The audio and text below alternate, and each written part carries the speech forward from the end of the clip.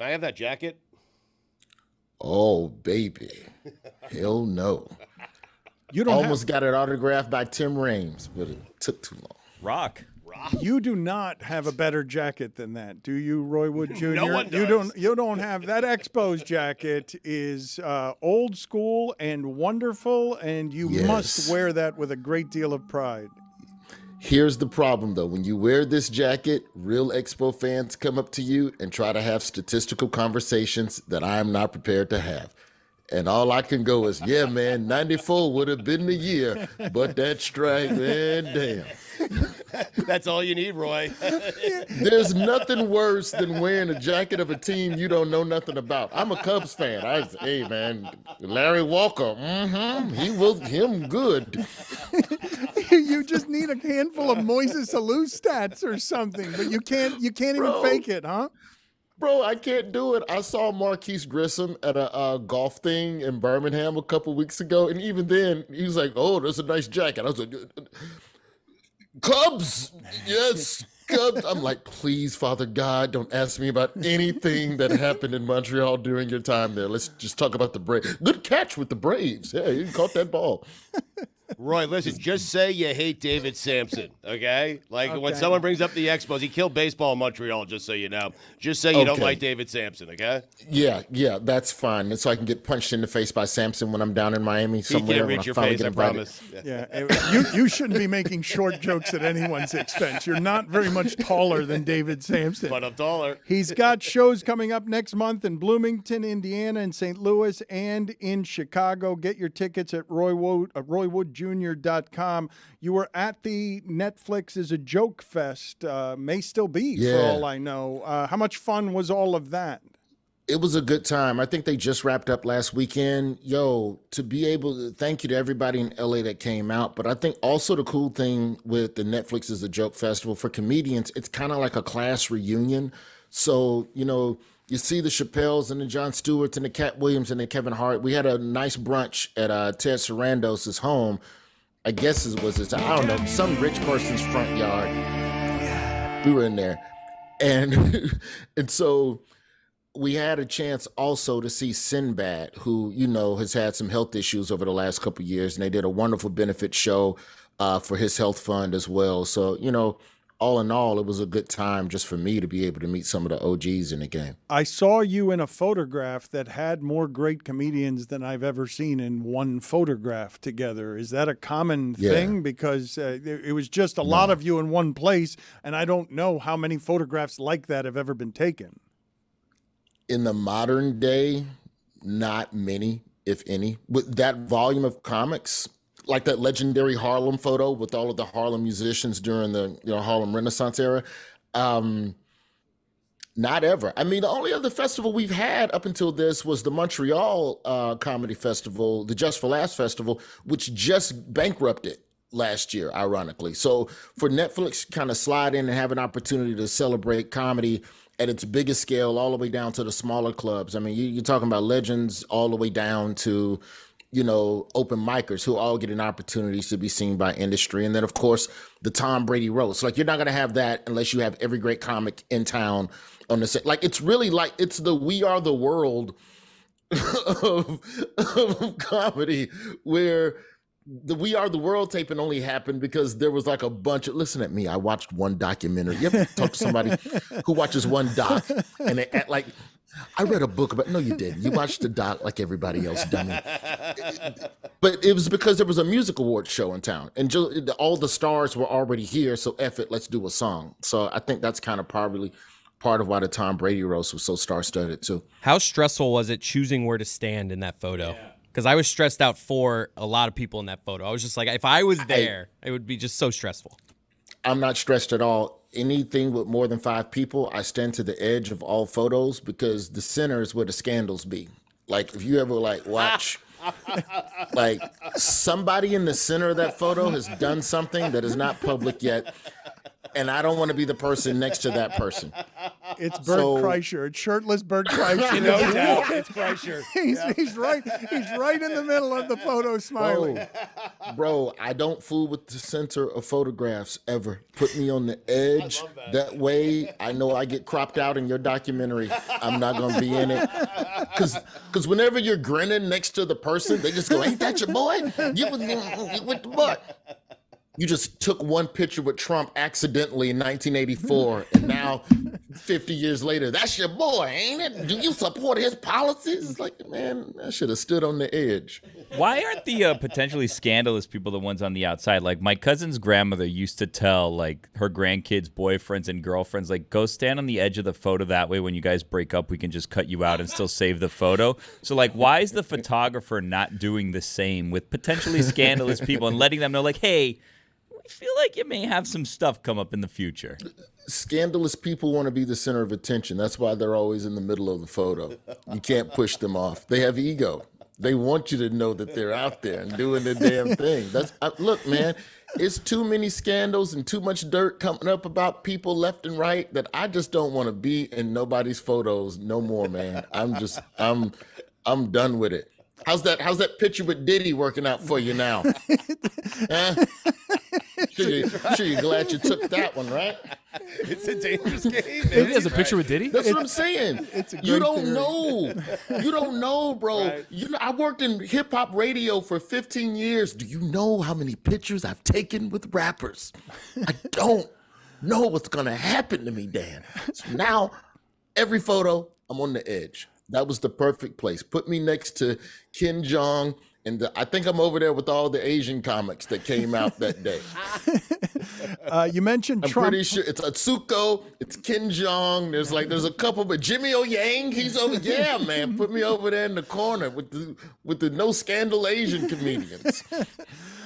You mentioned Trump, and new polling out today from the New York Times says that he leads Biden in 5 crucial battleground states. He wins more than 20% of black voters, the highest level of black support for any Republican presidential candidate since the Civil Rights Act of 1964. Is that shocking to you? Well, is it shocking that black people are rocking with Trump? At the highest rate since the Civil Rights Act of 1964. What does that mean? Like the polls, like it's like this is the most black since freed the slaves. Like that makes it seem like Trump is as good as slavery freeing like Republicans from back in the day. I'm not surprised at any of this because we got I think we got more single issue voters than we've ever had as a voting populace now. So if you have someone that is just saying the right thing, even if it logically does not make sense yet, you probably could get that person's vote right now. We're so in pain and so fed up with not being serviced as a black people that some of us are just gonna go, all right, I'll do anything but this.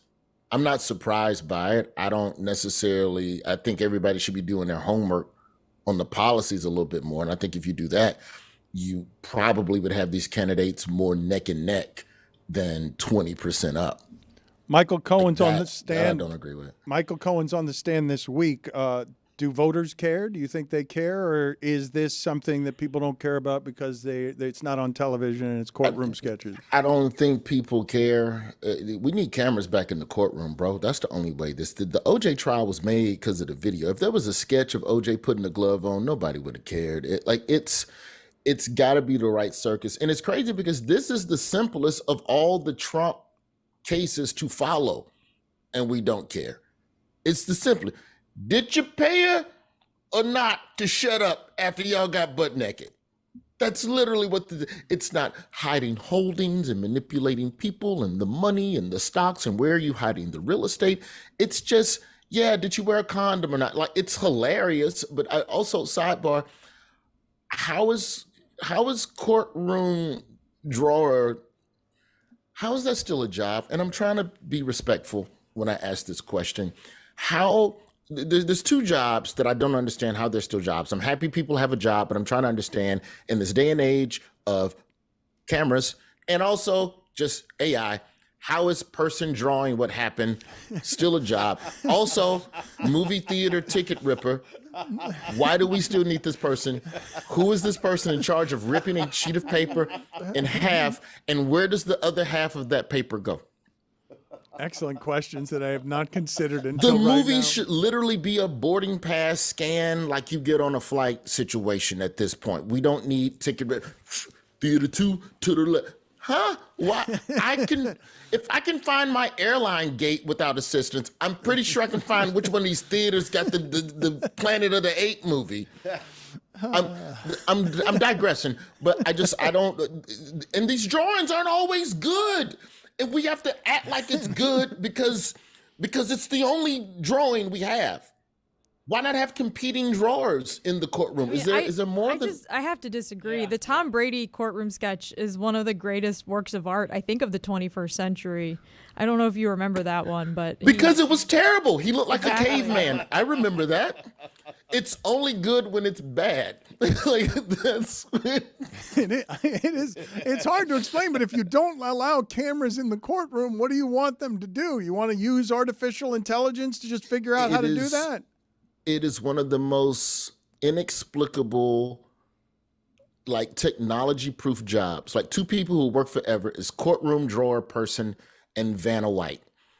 And like just for whatever reason, technology will never eliminate either of those two jobs. And I met Vanna White when I did Celebrity Wheel of Fortune. I said it to her face. It's all respectful right now. Again, you're hitting him with the look at me, Louie. He doesn't necessarily know the show just because he's mentioning stories from his past. What did you make of students walking out of Jerry Seinfeld's graduation speech at Duke this weekend? I don't think it's any different from any of the other protests. The students have a right to do that. The wilder thing is that, I don't know if you saw the footage of it, Seinfeld is like got this smirk the whole time while it's happening, almost as if he's like, oh yeah, I've expected this. I've anticipated pause for booze within my act. I think that with all of the protests, what we can't do as grown-ups is write off young people as just being huffy and not knowing anything. These kids are more plugged in and more educated on topics way faster and sooner than we need it to be. So I think that thinking that they don't have the same scope of world politics as we did when we were at that age, I think we're really, really, really underestimating the value of the youth vote and what their opinions hold. Before we get to the Drake-Kendrick beef, I did want to ask you, and I failed to ask you when you were talking about it before, Netflix bankrolling your industry right now. You mentioned that the Comedy Festival in Montreal had gone bankrupt. What is Netflix doing right now for your industry? Netflix is keeping stand-up comedy, at the forefront. My hope is that the other streamers will eventually follow suit. HBO Max has some stuff, Max now.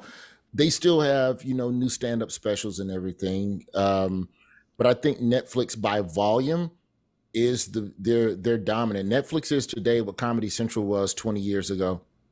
When Comedy Central had stand-up on almost every night of the week, they had hour specials, they had half hours. I'm old enough to remember when Dane Cook was only doing 20 minutes up in Hudson Yards in New York City. So they're integral to getting the industry of stand-up comedy relevant in the sense that what Netflix does by putting comedy on television, you're encouraging people to go and see comedy live.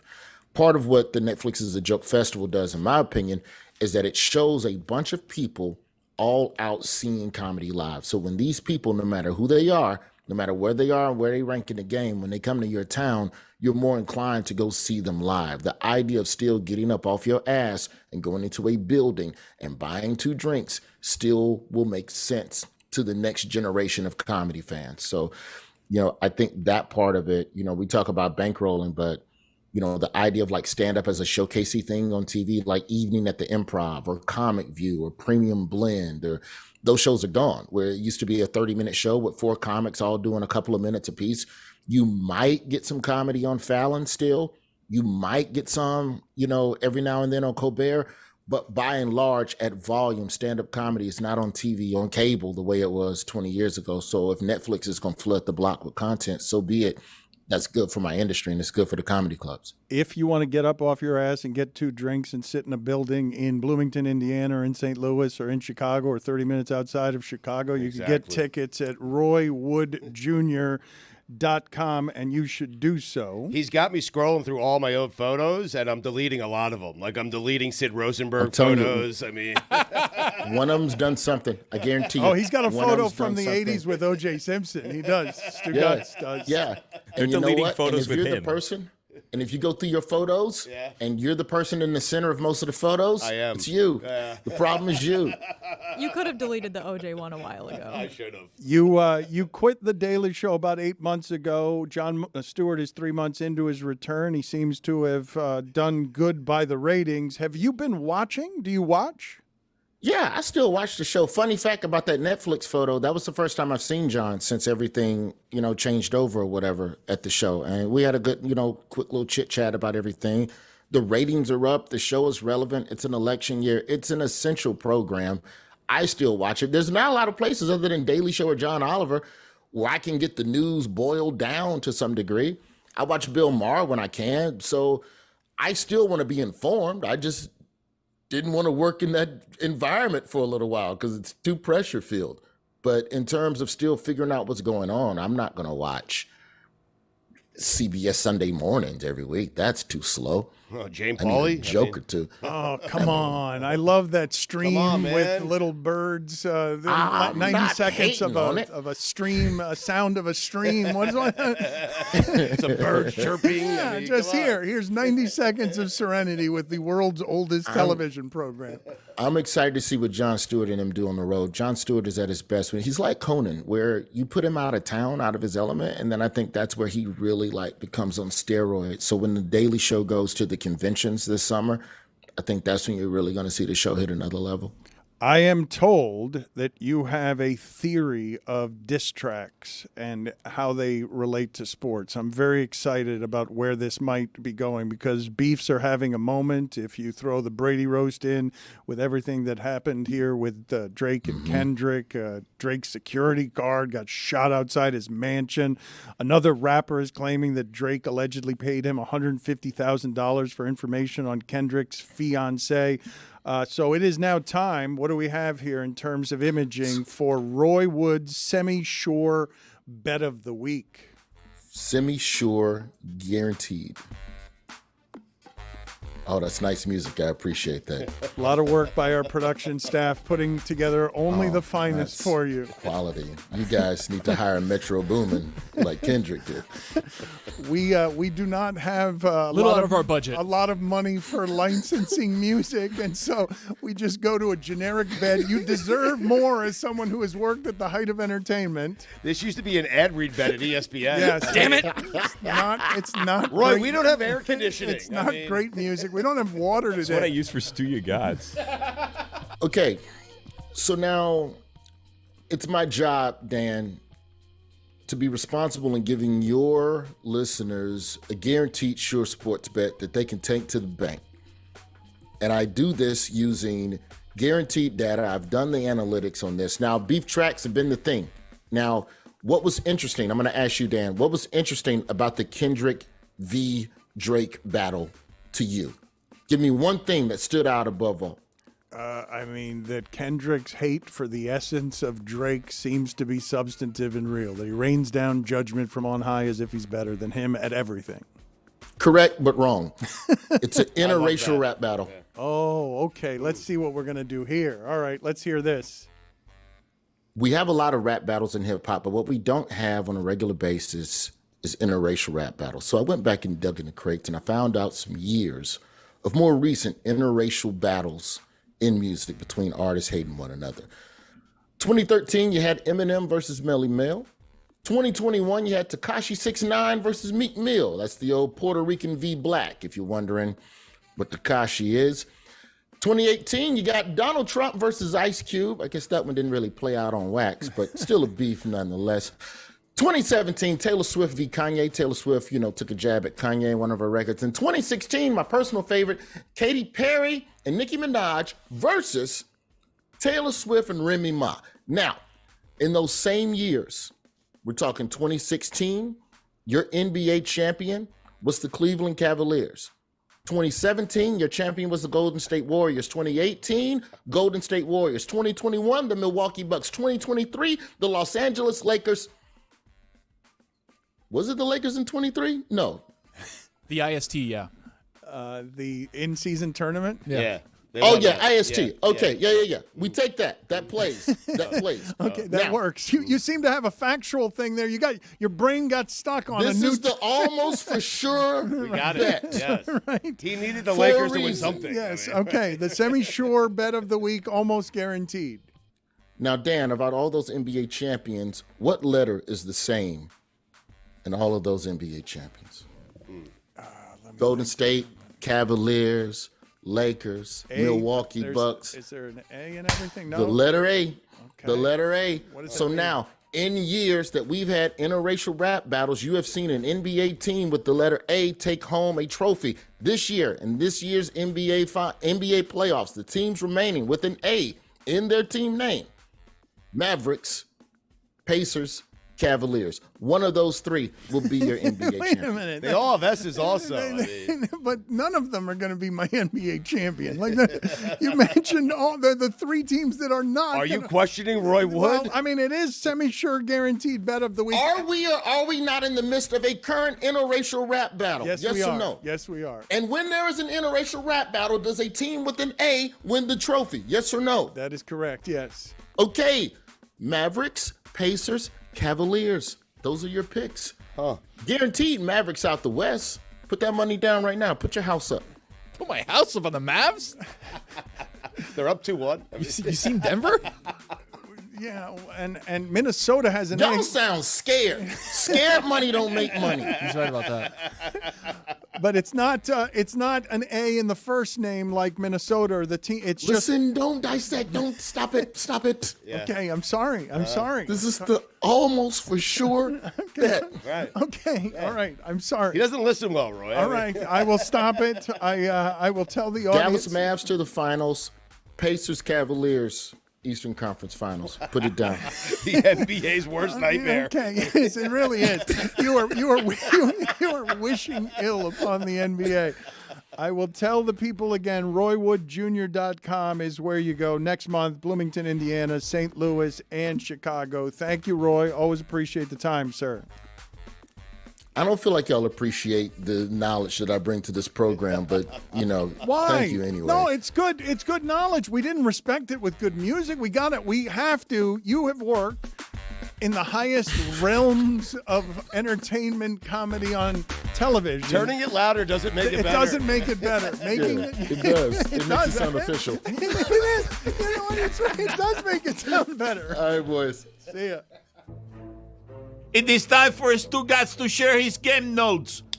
No one in the media will tell you what happened better than my boy Stu. Weekend observations brought to you by Miller Lite. Great taste. Just 96 calories available for delivery. Dan, it's the second major. Some people say it's the one people care about the least. But not this guy. This guy loves it. So much history. The Wanamaker Trophy. Rotating courses. Kiowa. Whistling Straits. Bethpage Black. And this year, Valhalla. And Dan, just like that, make no mistake about it, the PGA Championship is back. That's an upset. How is it that leads your it's back? What else is back? WNBA. What? It's a major. The WNBA is major now, too. I know it is. But when does it start? It starts on Tuesday. I mean, the PGA starts on Thursday. Oh, man. Okay, you're stuck there. I walked myself right into that one. You really did. Mm-hmm. Getting relegated from the Premier League to the championship is the closest J.J. Watt will ever get to experience a championship. I'm going to be making JJ Watt jokes until the day I die, which is soon, I think. Relegated?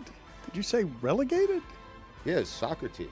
I know, but relegated is going down. Explain that joke to us. Do you think So he got to You the wrote that, right? He went down to the championship league, and I'm saying that's the closest he'll ever get to a okay. championship. Okay. I mean, come All on. right. All right. I'm Stay with sorry. me. No, Yeah. I'm sorry. Champions League? Different thing. Enough. Thank you. Soccer. Know your soccer. Knicks Pacers. We're waiting. I mean, the series kind of started, but it hasn't started. It's, they held serve. What's going on in the Denver-Minnesota series? Has that series started? All It tied keeps up, on Dan. starting. I know, but it keeps starts every starting. night. It keeps Yeah. starting. Okay. Got to cross that one out somewhere. Okay. I'll find it. Anyway. Oh, this name. Rory McIlroy. Did I get it right?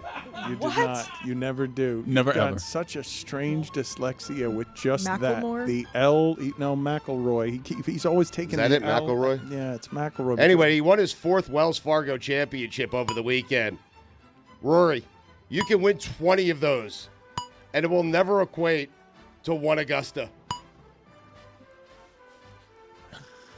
You told him if he was listening to Oh, this he show. knows it, Dan. No, I know. If He he knows was, it. but if he's listening to this show, He has to win at Augusta. driving he does. around thinking he's a winner. You heard it, Rory McIlroy. You heard him. Called you out. Called you out Rory. by incorrect name. Rory. Watch the draft lottery. The Thunder are still getting first-round picks for trading away Chris Paul. Chris Paul, the trade that just keeps on giving. If the Thunder win the title the next 4 years because of any of those picks, they should give a ring to Chris Paul, but don't worry, it still won't count as a ring in my personal record book. Check it out today, StugottsBook.com. I am outraged, Dan. I showed you a picture of Stephen A. Smith asking the question, did Kevin Durant make the wrong career move by going to Golden State? I wrote a book That was today. today. He did show me a picture. He took it in the eating area of just the television showing Stephen A. Smith having a take that he Commissary. had years ago. Yeah. I mean, Dan, I strolled through the hallways of ESPN giving that takeout to anyone who wanted to listen for 8 years. And everyone called me a quack, a joke. They didn't take me seriously. And now Stephen A. is on it? Oh, God. I wrote a book. He should be ashamed of himself. I'm serious, Stephen A. Why? Stealing my take. Yeah, but you'd be proud of that. It's the centerpiece of my book. I wrote a book. StephenAbook.com. Oh, no. Thank you. Thank. When you are turning to Alec Burks to save you, you've already lost. You know what the A in Alec Burks stands for, Dan? Already lost. Yeah, man, you were on your game. It was hard to get that one. His jersey should be a white flag. Put it on the poll, Juju. Should Alec Burks' jersey be a white flag? By the way, last week I said he can go for 20 any given night. You said he couldn't. He did. He went for 20. Yeah, just let you know. Got beat by 50. It doesn't matter. He went for 20. I mean, that's all I care about. The last time he had gone for 20 before that was February. Any given night. Could be a night in February. It could be a night in May. I mean, you never know. Got it right. Kevin Garnett saying that he can't lose if the T-Wolves play the Celtics in the NBA Finals. Kevin Garnett, the Stugotz is strong in you. KG, the big ticket. The Knicks traded Obi Toppin for 2 future second-round picks. Dan, you know what Obi Toppin is having? He's having the last laugh. You were going to say that, huh? Wow, no, I was not going to say that. I was going to say he was having a moment. Nah, last laugh. Rome Aduze out of Bears practice with hamstring tightness, and so it begins. Wow. That's it? You're just saying it right now, and so it begins? It's okay if he misses a practice. Rome wasn't built in a day. Or as some would like to say, in a doozy. That is good. Who likes to Rome say that? wasn't built in a doozy. Oh, Dunze. Poorly said, but Who clever. cares? Tired. It's noon. I said to him the other day, because he was talking about working 5 days in a week. I'm like, we're trying to give you days off. You're always complaining that you're tired. And his response was, yeah, but I just like to complain. Who doesn't? It's what life is all about. Put it on the poll, JuJu, at LeBatardShow. Is what life is all about complaining? Is complaining what life is all about? You got it. PJ Washington leading the Mavericks in scoring their last 2 games. Why is it that everybody gets better the second they leave the Hornets? I mean, what's happening? I've got to be honest. Watching playoff hockey, I don't know how a goalie sees a puck coming in and saves it. Can you explain that to me?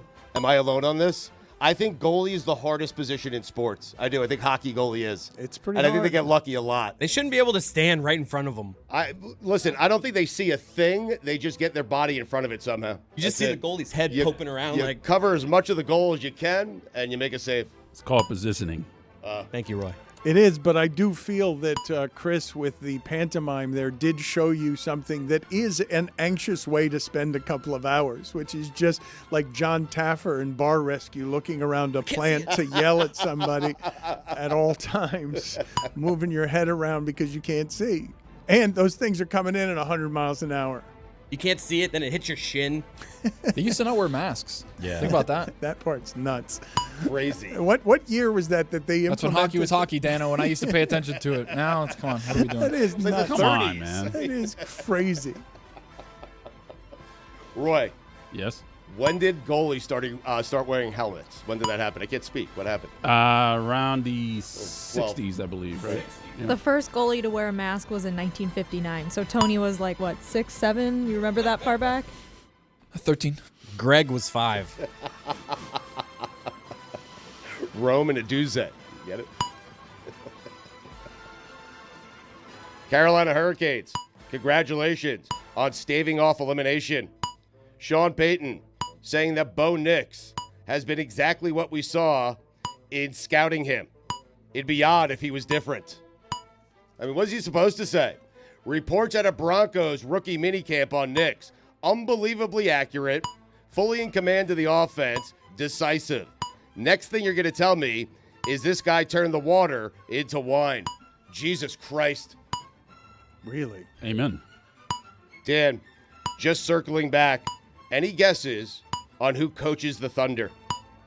Yeah, I don't know how to pronounce his name. It's got a His bunch name of looks one way, but then they vowels pronounce in it another way, and I'm Yeah. like, is that how you say it? Yeah, Devereaux. I don't know. It's At one point, good guess. At one point in Saturday's Cubs-Pirates game, the Pirates walked in 6 runs in a single inning. They won the game. Baseball. When Steven Strasburg made his MLB debut 14 years ago, the Pirates' leadoff hitter was Andrew McCutchen. When Paul Skeeries, whatever his name is, made his MLB debut this weekend, the Pirates' leadoff hitter was Andrew McCutchen. Still doing it. yeah, he is. Kutch. One of the best ever. That's not true. Not really. Top 5 athletes that can know Pirates. Number 5, Captain Curtis Stevenson. That's not an athlete. Oh, he's in sports. That's not an athlete. It's a local radio show He was a host. high school football star. I'm telling you, North Miami. Check it out. He is not. Miami Lakes High. You're making up now. Captain Curtis Stevenson. It's pretty good. Number 4, Rory Sparrow. Number 3, Riddick Bowe. Hey, come on. Why Riddick Bowe? Bowe, Pirate. What? What? Look it up. What? Like, Roy Jones Jr. should be on you this just did Rory Sparrow off of Captain Jack Sparrow, which is a reach. But yeah. then you just, I don't know what you're going for. Captain Bowe.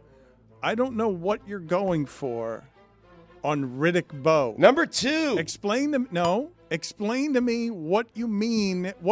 These are your lists. Yeah. You're doing this. Riddick Bowe gives off pirate. Listen, How? You're not a pirate, and you're certainly not a guy who spends a lot of time on the water. I am telling you that a bow is something that connotes a pirate, and that's all I can tell you. Do you think they have like bow and arrows? The bow is the forward part of the hull of a ship. I think It's that's the bow. It's a bow. It's the bow. But it's spelled bow. Should have said Riddick Bowe. Take Yeah. a bow. BOWE. Number 2, Josh Booty. You get that one? I need to explain it. Number 1, Doug Plank. No Roy Jones Jr. No Captain Hook. Come on, man. My list, man. Make your own. I'm here for it. Okay. Where was it? T-Wolves. Do it at home.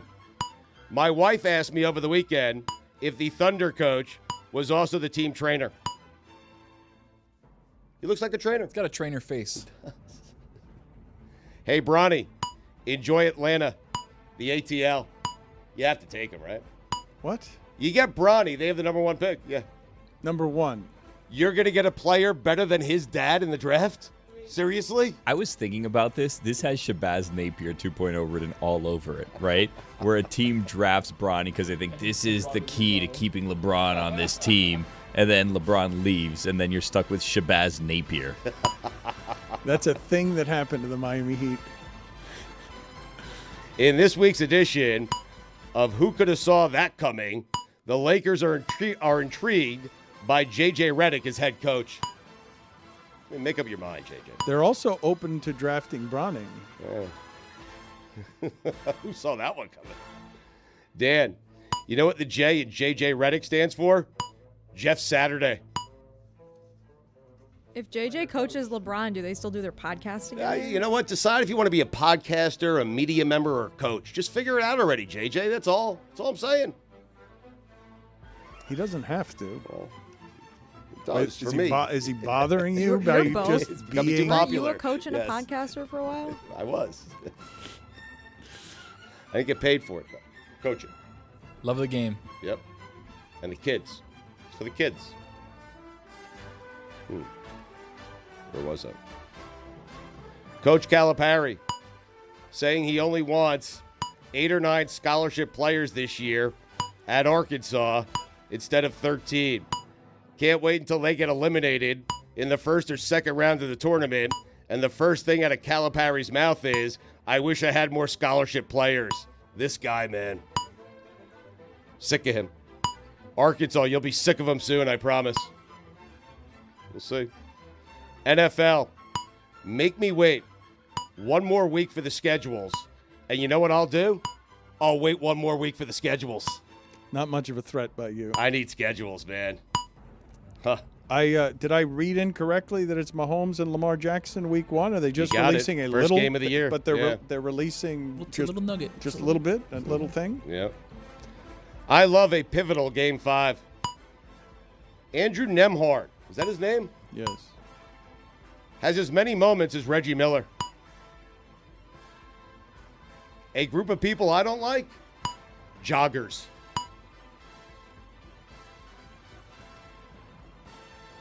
Stop showing off. What? They're just exercising. What'd they do to you? I think Jessica's a jogger, isn't she? Can't stand them. I thought you meant like Yaramir, like his family, but The Joggers. The things you do driving around the Midwest on a gummy in the passenger seat. Top 5 groups I don't like. Journalist. Wow. That was number 5. That was. Number 4, cyclist. Number 3, the Beatles. Overrated. Roy, yeah. Yeah. Yeah, overrated. Good take. 2, joggers, not the yoggers. And number 1, the Jets. Yaramir's family. I didn't scratch it off, and I'm not going to skip it. Nuggets, T-Wolves. Why wouldn't you skip it? The series that keeps starting. Why wouldn't you skip it? The only thing that could save the Knicks season is the Mecca. His brain doesn't work fast enough. The B in Bruins stands for Boston is on the brink. Anthony Edwards. Blah, blah, blah. he just scored. What are you 43. doing? And lost 2 straight at home. But That's why you don't compare him to Michael Jordan. You don't do it. That's why you don't do it. Because it's an unfair comparison that, quite frankly, Anthony Edwards wants nothing to do with. I'm not doing this for Anthony Edwards. I'm not blasting him. I'm blasting the media. Leave the poor kid alone. Let him develop. He's going to go through some growing pains. Because Michael Jordan never, ever, ever would have lost 2 straight at home in the playoffs. Ever. scoring 43 or whatever isn't a growing pain. How about the game before that? Okay. Less than 20. All right. Excellent work by you. The one he most recently played set a Recency franchise bias. record for the Timberwolves for playoff scoring. We lost. Okay. Great news for Bears fans. They no longer have to pencil in Caleb Williams as their starter. They can use ink. They announced it. Indiana Pacers, congratulations on holding serve. If I seem a bit frazzled, we have no water. The AC is broken You're in the about studio. to run out of music, and too. it's hot as hell in here. Speaking of hell, Art Briles, Dan, those are the weekend observations. It's interesting to see, Stugotz, the rush to cover the WNBA better than it's been covered. As you see that customers, if you've got eyeballs, you will get better opportunities. And ESPN is going to put on an event around Caitlin Clark's WNBA debut. They're going to cover it in a big fashion, the way they would cover WNBA finals level production setup. Tony Kornheiser was complaining the other day on Pardon the Interruption that the WNBA is wasting a Caitlin Clark opportunity because he couldn't find the game anywhere. He was having trouble. Wilbon had told him that he's got to have the WNBA pass, and the quote from Kornheiser is, "It was unwatchable by me. I couldn't find it anywhere. Mike, you told me during the game that it was only available if you had the WNBA pass." I said, "That's insane. What are you doing? This is the most popular athlete in America. People want to see her every time she's on television. The ratings spike. You have to put her out there for free. What is the WNBA doing? It's a terrible marketing blunder. You don't do this to Caitlin Clark. You make sure you let her be seen by people." Kornheiser is late to the criticize the WNBA for any reason parade. Stugotz was featured in the Caitlin Clark documentary that wasn't a Caitlin Clark documentary, in which she said, among other things, she really yearns to be a normal person and has trouble not being a normal person because of how famous she's gotten. Here is a clip from, the audio's not good on this because it's just someone recording it on their phone, but here is Stugotz making a featured appearance in a feature of Caitlin Clark's. Nobody's taking 40 shots a game like you see across the country. We're not that kind of team. I hold great, or the levels of immortality, or the pantheon to when you win championships. You cannot go down as the greatest college basketball player of all time without winning a national championship. You can't do it. I'll take it. Sports talk radio host is what they called you. Different outfit, too. Good for you. Honestly, it was jarring. It was jarring when I was watching this documentary, which was very good, by the way. I'm a little, picky when it comes to sports documentaries, but this was a nice, easy, good 4-part watch. Breeze through it on my Sunday. Recommend it to anyone who's interested. But hearing Dan's voice at one point talk about everything that comes with greatness, and then the next episode hearing Stugotz say that she needs to win a championship, both times I was just like, Sports talk radio host Stugotz with the take that was echoing just what Jay Williams had said. It's not his own hold on a take. second. I want to take issue with this because I don't like the ordering of the sound. No, but Jay Williams had I said that. it first. No, you did not. No, Jay Williams stole it from me, Dan. That is not true. I'm telling you right now. Stugotz? I think he had it first this year, Stugotz. I think you've had it first in every other scenario. I think he took it from you this year. He did. I said it but before anyone else. You're setting it a different year. I said it before anyone else. I don't care. Stugotz, Jay Williams ran with it. I remember blasting him on the show. Stugotz, For stealing it, but from another year. Oh.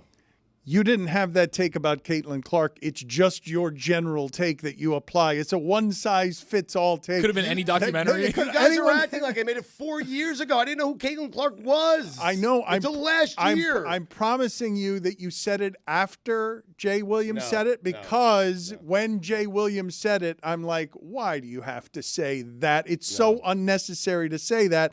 And then I'm pretty sure you followed up with what was the take that then identified you as a sports talk radio host, even though we're not on the radio anymore. The reason I think Jay Williams had it first was because I went on Golic and Gojo around that time. I think it was the day after Jay Williams said it, and they asked me about it, and I said, this is a very Stugotz-y thing to say. Right. And then we talked about it on this show either that day or maybe the following week, and you said it. No, and he stole it from you, but he didn't steal it from you in that week, or even I think in this basketball season. So you still get credit for the horrible opinion. Taylor is texting me right now that I am 1,000% right. That I said it first and that Jay Williams stole it. And the only reason you heard Jay Williams is because you don't listen to me and he has a bigger platform. That's it. Well, it's settled now because Taylor texted you. But did you say it on this show or did you say it on God I said it Bless right on this Football, show. or? No, I said it right here. I said it right on this microphone. On this show with Dan. All of you are here, I think. I remember. Sometimes Mike is here. I have an open mind. Like you could be right, but my recollection was that he said it, and then we talked about it after he said it. Okay, it really doesn't matter. No, Let's get bogged down in this. I think a little more quicksand here toward the end of what we're doing is what good. you said about Tony Kornheiser. By the way, Tony's ears he keeps getting scared that we're Anytime about you to say yell Tony, I at was like, what did I say about Caitlin Clark? No, Damn, I don't what remember. you said is so true. Is that he's like late to being mad at the WNBA. There was a Lynx Sky preseason game last weekend. My Sky. That wasn't exactly. It wasn't available Mi on cielo. League Pass. So someone who was at the game was streaming it on their phone, and it had like 2 million views on their live stream of it because I no was one like could half watch those. it. Yeah, you were a million of them. You were a million? I'm into the and Sky it right now. big really time. is a tale as old as time. Yeah. But League Pass is only $35, and you can watch the games that they do carry on League Pass. I love Tony saying you can't do that to Caitlin Clark. Really what Tony is saying is you can't do that to me. You're going to make me go buy the WNBA League Pass? Which Tony? Kornheiser. Thank you. Did you buy yours yet, Stugotz? You pledged to do so last week, if I remember correctly. Getting to it. Yeah, Season starts tomorrow. You don't want to miss tip-off. He said done, right? He said, Yeah. I'm in, or some Still have time. sort of I mean, it is insincere like words. compared to other sports streaming things, passes, like it's 2 months worth of Netflix is the WNBA League Pass. Let's check in with somebody who's worse at their job than Stugotz. How about Whoa. this boxing ring announcer who is announcing the winner of a fight over the weekend and gets the original winner all wrong? It was clear that the other woman won. You can see that in her unmarked face that she has won the fight as opposed to the woman whose arm gets held up because this ring announcer is truly terrible. Draw. Judge Keatley scores the competition 96-94, and Judge Nakamura scores the competition 98-92 for your winner by majority decision, and still the WNBA Women's Bantamweight World Champion, Nina Hughes. And by the way, Nakamura, who had that 98-92 scorecard, will be the referee for Lomachenko. 95-95. Keatley scores the competition 96-94. Nakamura 98-92 for your winner by majority. Fighting out of the blue corner, Center beats Is this guy for real? Is this guy Lieutenant Dan Hennessy for real? Tessitore was pissed off. This just begins him being pissed off. He was pissed off in the studio show afterward. Listen to Tessitore. You rarely hear him this angry. I want to clean up this absolute clown show, garbage amateur hour we saw with the ring announcer moments ago. Bernardo, what can you tell us? Yeah, there was heartbreak from Nina Hughes and then heartbreak first from Shanika Johnson. I have the actual scorecard, and Lieutenant Dan Hennessy admitted that he read the scores improperly. So the winner was Shanika Johnson from the jump. It was just announced improperly. All right, that takes care of that. Let's move on. And let's hope that he can read the scorecards properly when we have our world championship fight. I love that. Dan. I'm irate right now. Why is he a lieutenant? I don't know. We had Gotta him get booked. demoted to officer now. Joe Tess? We had him booked, not Joe Tess. The lieutenant? No, Lieutenant Dan. We had him booked, and then he bailed. He bailed at the last minute. He got cold feet. We had him booked last night. I was very excited. I thought it was going to be the guest of guests for our show to get today, to ask him what happened, because I love the vigor, the enthusiasm he showed, trying to sell it at the end while truly mortified as pointing at the correct corner. Like you saw him just fall apart, but try to fake his way through it. Look at JuJu Gotti, filled with sunshine, happy to be here today. How'd we do today, JuJu? The air conditioning wasn't working. There was no water. People were struggling. I just got up off the floor where I was laying on my back because of how many things went wrong around the show today. How did it all sound, though? How did you consume it, and how did the fans of the show feel about what we did today?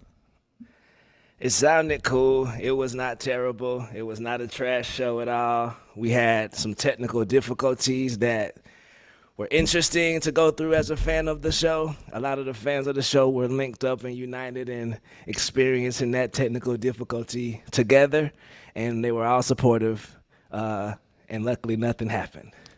How about the content? How did you feel about the content today? We were pretty sports heavy. I didn't feel like we had a lot of range outside of sports, although... I mean, yeah, you had a lot of range in sports, but you still didn't talk. I didn't hear P.J. Washington's name mentioned until the weekend observations. Like a guy stepping up for...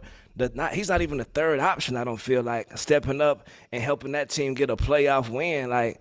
That's amazing. If dare I say, if Hayward Highsmith had 27 points, y'all boys would be going crazy over there. It's not just that. It's Washington's been great the whole series when Doncic hasn't, because Doncic is on one leg. It hurts to see the player that Stan Van Gundy calls the greatest offensive player he has ever seen in the sport. Labor around in a way that feels a bit YMCA out of shape because his leg isn't working right. And he says it's not going to be working right until the offseason. Like this is the Luka we're getting the rest of the way. So they're going to need stuff like that from PJ Washington, and they're getting it on some days that Kyrie's not great either, because they won a game where Kyrie had 9 points. Right. It's like Kyrie does the thing every game where he allows the first half to happen and then he plays necessary to what they need. But I think that, which was mentioned last game by one of his coaches, hey, bro, you waiting too long. We down. Like, you can't do this to playoffs. So I feel like people in those complementary roles, Josh Green, as well as with Maxi Kleber going out with the shoulder injury, a lot of people have had to step up that aren't even the second option. So that Dallas Maverick team is scary because they're doing it to the team that everyone thought that was the most scary in the West. What else you got today in terms of complaints and criticisms? What else you got in terms of commentary from people who have a lot of opinions on how many shitty things we do every day? The AB1ster, AB1, the Abster, I don't know what his name is, but it's a 1 and an ab. He says that Mike Breen is out here snitching on Walt Clyde Frazier. And I ain't gonna lie, he is out here snitching, bro. I don't think he want that Snickers story to hit the air.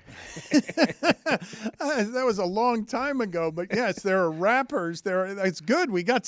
It's good that we got a little bit of juicy out of Mike Breen. He really went and got that. Tony, come on. It reminds me of when Yeti went and got Baby from down in his loins. Right? Yeah, wrong. Yes. Salute to Yeti, my brother. We love you. Also, the Hennytron says that I didn't expect Roy Belly to defend the blatant call. Mike Ryan, of course, but Roy, the objective journalist, not him. So yeah, Roy let some people down by defending the Panthers. Complete.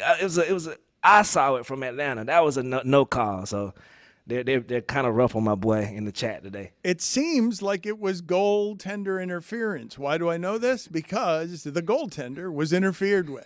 Like that's right. You watched the game. That's my expert analysis. Angel says he's working hard on "Did you watch the game" T-shirts at LeBatardAF.com.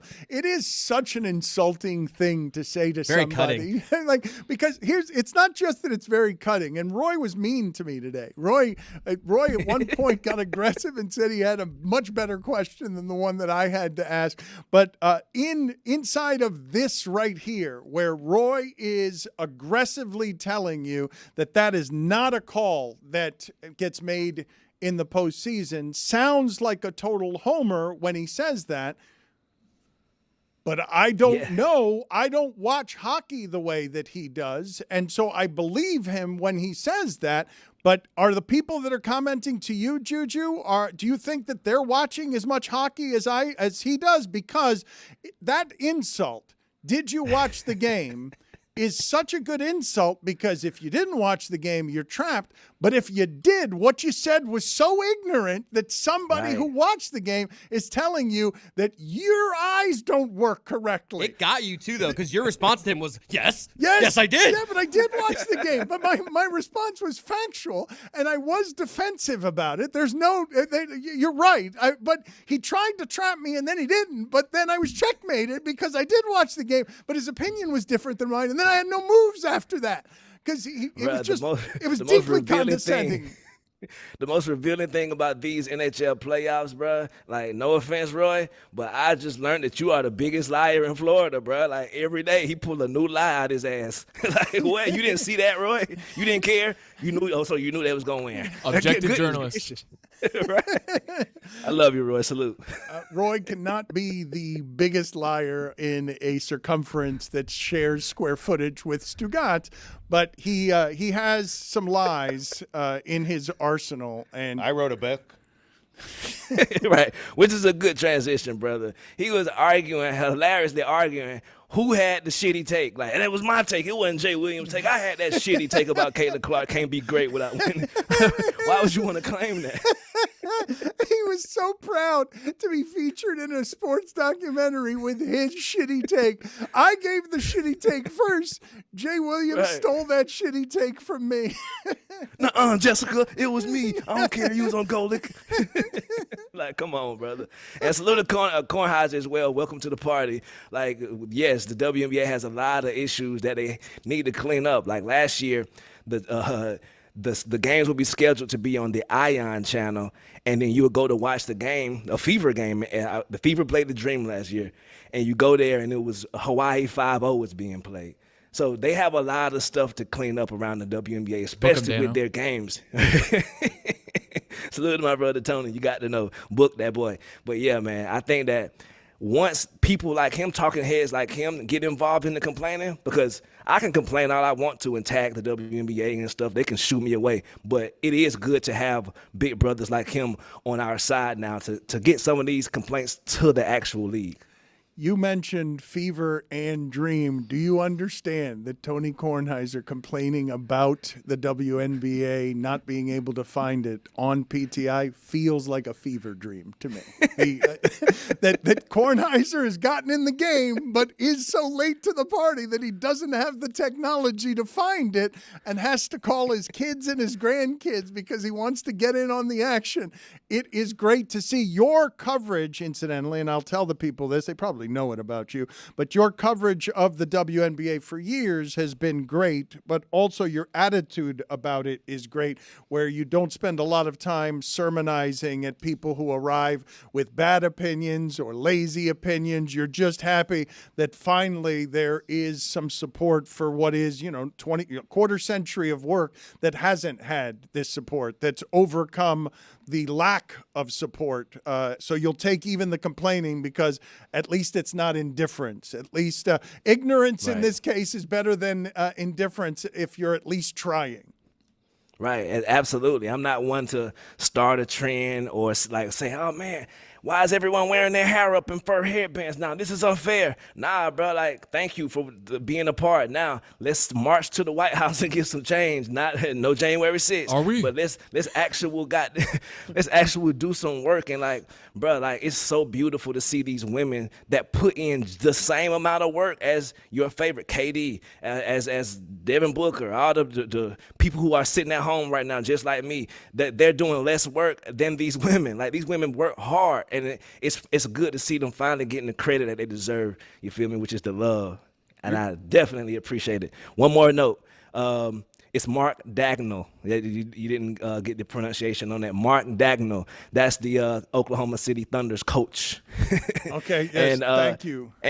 And Derrick Lewis is loved, like the UFC fighter. He is beloved, Dan. He is not an asshole to any of us. He is my favorite fighter. I love it. His energy. He keep it real with us after the post game. Bro, I was tired. My balls was hot. He threw the cup in the crowd, but he caught it. Like, damn, I never would have thought somebody caught it. Catch it. Oh, so yeah, we love Derrick Lewis. But I do love Derrick Lewis. I was not speaking for myself. I just figured that anybody who was winning a fight and then waving his shorts over the guy's unconscious face, I'm assuming that most people don't like that if they like sportsmanship. Touche. See you later, JuJu. Yes, sir. Baby, everybody know